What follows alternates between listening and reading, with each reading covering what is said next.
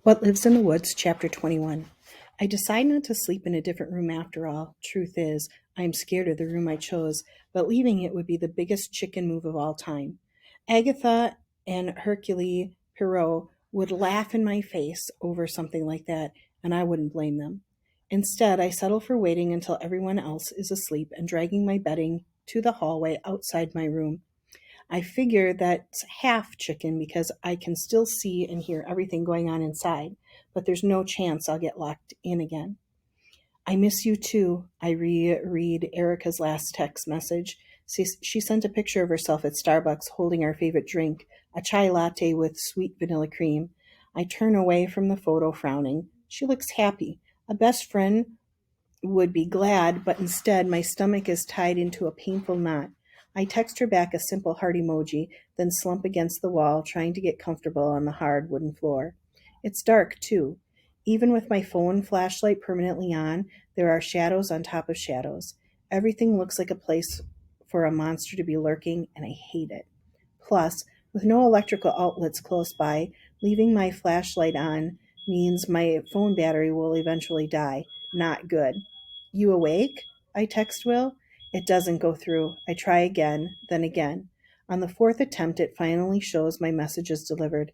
Yeah, can't sleep. Me either, I say back. I'm in a hot hallway trying to sleep on a wooden floor. His response is slow this time, probably because I only have one bar on my phone. Question mark, question mark, question mark. I laugh.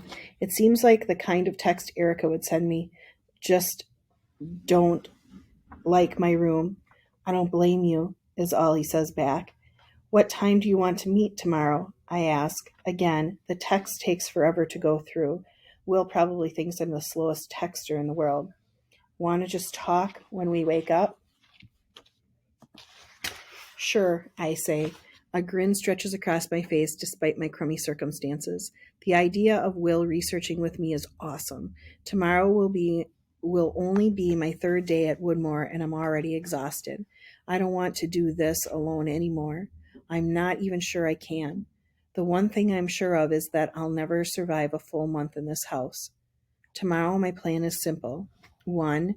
Test the skeleton key on any random doors. 2. Open any drawer that isn't locked and go through the contents. 3. Ask Will if Craig will talk to me about what he saw. It's the last part of the plan that worries me the most. If Craig won't even talk to his own brother, then why would he talk to me? I try to come up with arguing points in my head. I can help Craig finally solve the mystery of what he saw. That's good for him, right? Unless he doesn't care anymore. Or maybe he's embarrassed about it and knowing he didn't imagine it would make him feel better. I don't know. All I can do is try.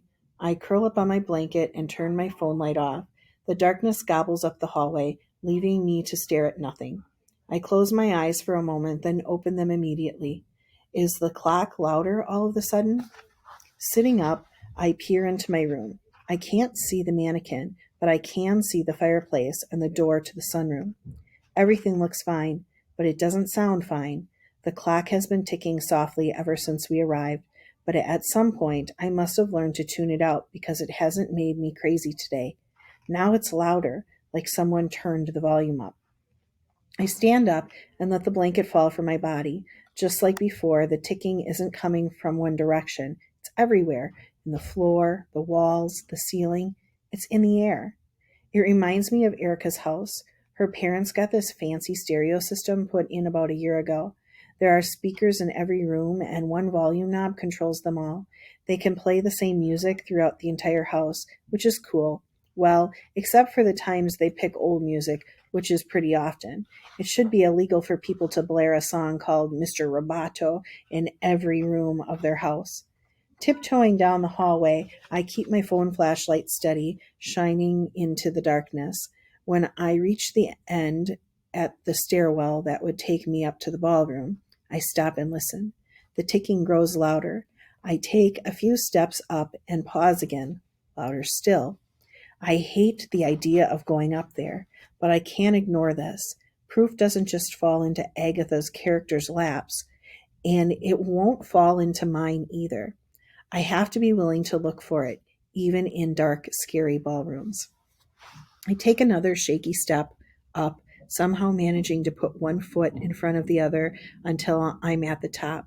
Standing at the mouth of the moonlit ballroom, I realize something. The clock doesn't sound like a clock anymore. It sounds like music, like a faint song hidden behind the sound. The ticking slowly fades away until all that's left is a melody, a scary one. I close my eyes and listen hard. The tune is hard to catch, but I manage to start a voice memo on my phone and hum a few bars. When I look up from my phone, I have to clamp a hand over my mouth to keep from screaming.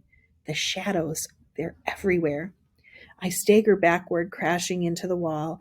I want to run, but I feel stuck, attached to the floor just like the mannequin in my room. Instead, I stare in horror, realizing that unlike the shadow I saw in my room, these shadows have a shape, a very human shape. They move from one side of the room to the other, then abruptly stop as if I'm interrupted them. In a flash, they turn toward me. I gasp. The faces are horrible, nothing but yawning black holes. But the eyes are blood red.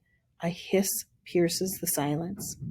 Like soldiers call to action, the shadows rush at me. Their horrible red eyes begin closing in from every direction. The hissing gets louder and louder until it's almost deafening.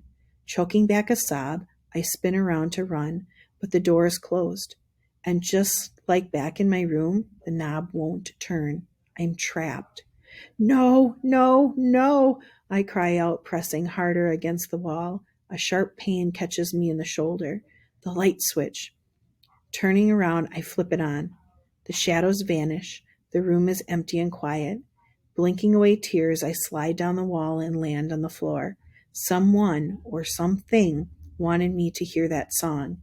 They wanted me to hear it so badly that they lured me up here. Now I just have to figure out why.